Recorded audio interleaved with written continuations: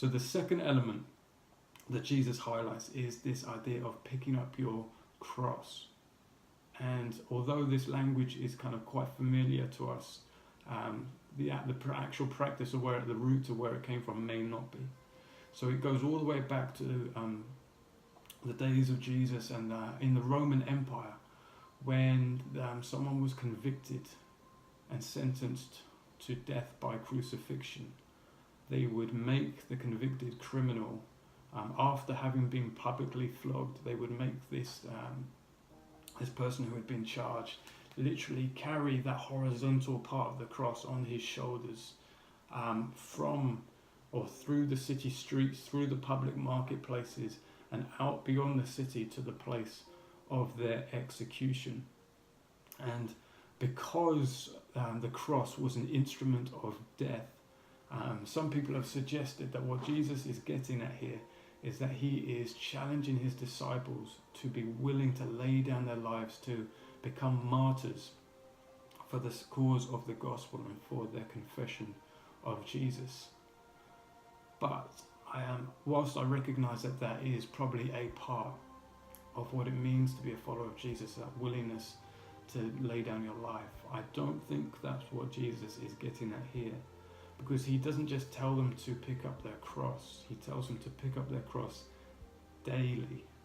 And so the obvious implication is that you could not die, literally physically die, daily. And so that small word daily seems to push this into the realm of picture, of symbol, of metaphor. So bearing one's cross is symbolic of something to do with discipleship.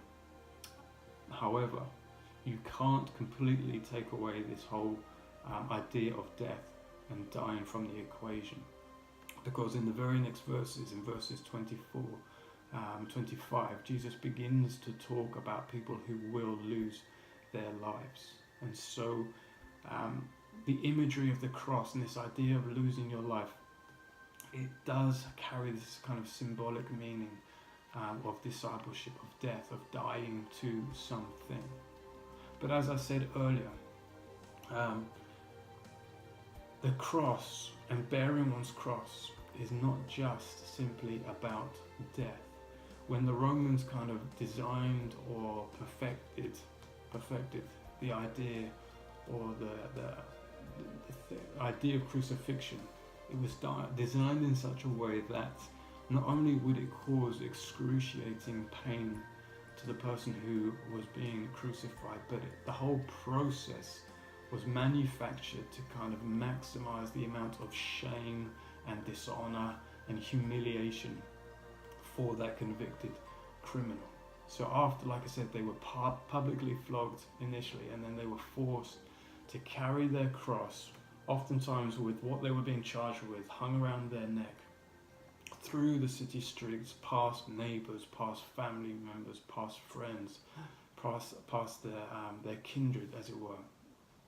Immensely public spectacle that was meant to bring great dishonour upon a person. So when Jesus says that we are to pick up our cross, there is undoubtedly a sense of being willing to suffer shame and dishonour in our attempt to follow after him and in identifying with him as a disciple. And the fact that these ideas of shame are present is confirmed when you look at verse 26, because Jesus goes on to speak about those who were ashamed of him and his teachings.